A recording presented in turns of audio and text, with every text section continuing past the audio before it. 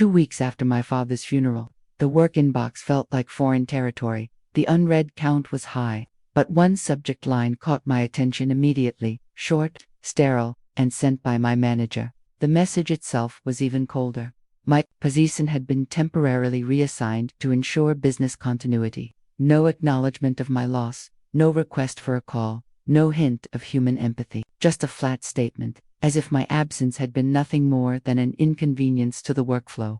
The final line stung more than the rest. My replacement's name, a junior employee I had trained from her first day, someone I'd guided through every project milestone. Seeing that choice in black and white told me this wasn't just about filling a gap. It was about replacing me in the easiest way possible. Shock didn't come with tears or anger. It came with a sharp stillness, the kind that makes every word you've just read feel like it's hanging in the air. Beneath that stillness, a quieter truth began to take shape. This wasn't a business necessity. This was personal, and I wasn't going to let it slide. My name is Laura Bennett, and for the past 8 years I've been a senior project coordinator at a mid-sized tech firm. I didn't just do my job, I built it into something no one could easily step into. Late nights before product launches, answering client emails at hours no one should, stepping in to cover shifts when a teammate was sick. I made sure projects didn't just meet deadlines, but that they landed flawlessly. Training new hires became second nature. I remember walking people through our systems until they could work without hesitation, staying late to help them correct mistakes so they wouldn't repeat them. It wasn't glamorous work, but it mattered, and people knew they could count on me.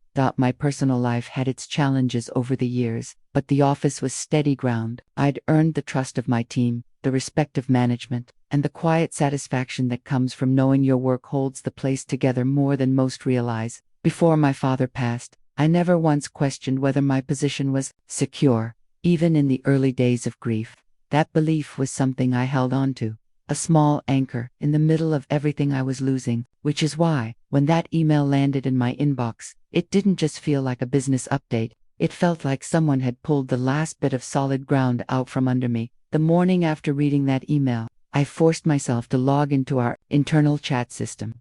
Part of me wanted to avoid it entirely, but another part, the one that had kept projects alive under pressure, needed to know what I'd missed. I started scrolling through unread messages, sorting them into mental piles, things I could address later, things already resolved, and things that would never reach my desk again. Then I opened a group thread that should have been archived but wasn't at first. It looked like routine coordination between my manager and HR, but the date caught my attention. It was from 2 weeks ago, the day after my father died. Her message to HR was short, almost clinical. Recommend we transition Laura's role to someone more present. A few lines down, she followed it with a note to another manager. Personal drama shouldn't hold up deadlines. It was the kind of tone you use when you're clearing old files off your desktop, not discussing a person who had been part of the company's backbone for nearly a decade. Seeing those words in black and white stripped away any illusion that this was just an operational decision. It wasn't about keeping projects on track. It was about removing an inconvenience. The worst part wasn't the decision itself. It was how casual it all seemed to her. No acknowledgement of my years of covering for others, of missing family events to meet deadlines, of being the one she relied on when things got messy. Instead, my absence was treated like a scheduling conflict to be solved. That thread kept replaying in my mind. All the loyalty I had given, all the times I'd made her priorities my own, had been reduced to a single sentence: more present. It wasn't just a career blow. It was a dismissal of my humanity, delivered in a tone that suggested I'd been a burden all along. By the time I closed the chat window, the shock from the previous day had shifted into something sharper. This wasn't a misunderstanding. It was a choice, one she had made without hesitation. And if she thought I would quietly accept that choice, she didn't know me as well as she believed. I didn't type a reply.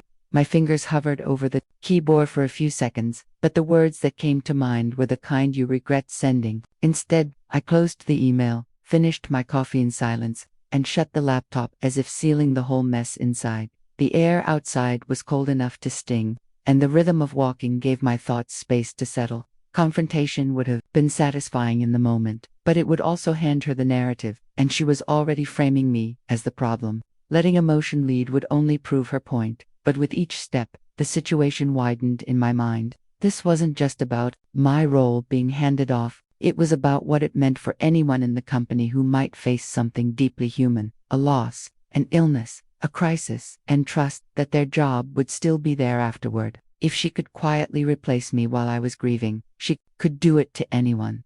The more I thought about it, the more my own hurt folded into something else. Resolve. She had acted quickly because she believed there would be no pushback. What she didn't account for was that I had years of documentation, a solid reputation, and more patience than she realized. I didn't need to fight her today. I just needed to make sure I was ready when the time came. The company handbook wasn't light reading, but I treated it like a contract I was preparing to enforce. Page by page, I flagged anything related to bereavement leave, temporary coverage, and role reassignment. It didn't take long to find the line I was looking for. Tucked under protected absences, in clear, unambiguous language, no position could be reassigned on a permanent basis during protected leave without documented cause and prior consultation with the employee. That consultation never happened. There was no cause, documented or otherwise. The more I read, the more I realized how calculated her move had been. She hadn't just acted without empathy, she had acted outside policy. I pulled together a digital folder, labeling each piece of evidence so there would be no confusion. The blunt email announcing my replacement. The internal chat logs where she made her request to HR. My original leave approval from the department head. Even the string of condolence messages from colleagues, time-stamped in those first days after my father's death, which proved everyone knew why I was away. Still, policy violations are one thing. Intent is another. For that, I needed context. I reached out to a coworker I trusted, someone who'd been in the office the week I left. I asked, carefully, if there had been any talk of restructuring before my absence. She didn't hesitate. The plan to give my role to the junior employee had been in motion for weeks, she said, long before my father's passing. It confirmed what I suspected. My leave wasn't the cause of the change, it was the opportunity she had been waiting for. By the time I closed the last file into my evidence folder, the tone of my thoughts had shifted. This wasn't about trying to win a personal fight with a manager who had treated me badly. It was about walking into HR with an airtight case that left no room for deflection or excuses. Every document, every timestamp, every witness statement would serve one purpose: to make it clear that what she'd done wasn't just wrong, it was indefensible. In the days before the HR meeting, I treated preparation like a project deadline, one where nothing could be left to chance. Every document I'd gathered was copied to a secure personal drive, labeled, and backed up twice. I wasn't about to risk losing a single piece of evidence to an accidental deletion. My outline of talking points was stripped of anything subjective, built only from dates, direct quotes, and the relevant clauses from company policy. It was tempting to let frustration bleed into my wording, but I knew that would weaken my position. Instead, I rehearsed, keeping my voice steady, even in moments where the instinct to defend myself might rise. I practiced clear, concise answers to the kinds of deflections I'd seen managers use before. It was just a misunderstanding. We needed to move quickly. This was about business, not you. Each response brought the focus back to policy and process, not personal feelings. Part of me still carried the personal sting, but I didn't want the meeting to feel like a grudge match. The stakes were bigger than one role. If a precedent was set that allowed managers to quietly replace staff during protected leave, it would be a risk for everyone who might one day need time away for reasons they didn't choose. That thought kept me anchored. By the time the meeting day arrived, the emotions that had once felt raw were tempered into something sharper: resolve. I wasn't walking into HR to demand a favor or to vent about my manager's lack of empathy. I was walking in to present facts the company couldn't ignore, and to ensure that silence in moments like this wouldn't be the default response. The morning of the meeting, I arrived early enough to settle my thoughts before stepping into that conference room. 10 minutes before the scheduled time, I sat across from the glass wall, watching her approach. She walked in with the same breezy confidence I'd seen her use in client meetings, smile in place, tone light, as though we were here to discuss a project timeline rather than my removal. She started speaking before I'd even fully taken my seat, talking about team restructuring and business realities, the kind of phrases meant to sound reasonable while stripping away their human impact. When it was my turn, I didn't argue, I didn't match her tone. Instead, I slid the folder across the table to HR. Inside were the chat logs, the email, the policy clause, the timeline, and my approved leave documentation. The shift was immediate. That confident smile dimmed as her eyes scanned the first few pages. And by the time she reached the message where she joked about personal drama, the corners of her mouth had gone rigid. HR stayed silent as they read, their pen moving slowly across the page, marking key points. I kept my focus on my prepared outline, speaking only when asked for clarification. Her attempts to frame the decision as a misunderstanding met quiet, factual responses. No raised voice, no emotional edge, just the policy, the dates, and her own words laid out in black and white. The more I stayed composed, the more she shifted in her chair, no longer leaning forward but pulling back, her voice tightening as she tried to redirect the conversation. Eventually, HR paused, closed the folder, and looked at her. They asked her to step outside so they could speak with me alone. The room felt lighter the moment the door closed. HR didn't promise outcomes, only that they would review the matter thoroughly and keep me informed. But I already knew. The facts were too clear, the violation too obvious. By the end of that week, the email came, my position reinstated, back pay issued for the time my role had been reassigned, and a formal note that bereavement leave policies had been reaffirmed to management.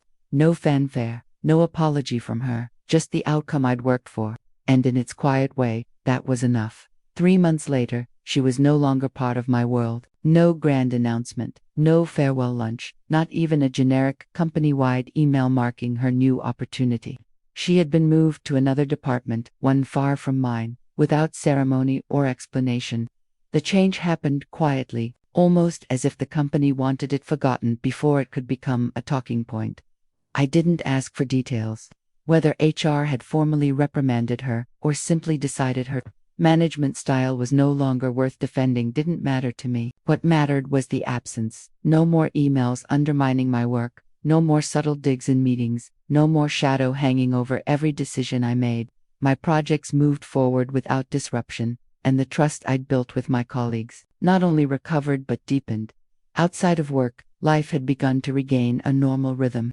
My father's memory stayed untouched by the bitterness of what she'd tried to do. That was important to me. Keeping the loss separate from her opportunism, refusing to let her actions rewrite the meaning of that period in my life.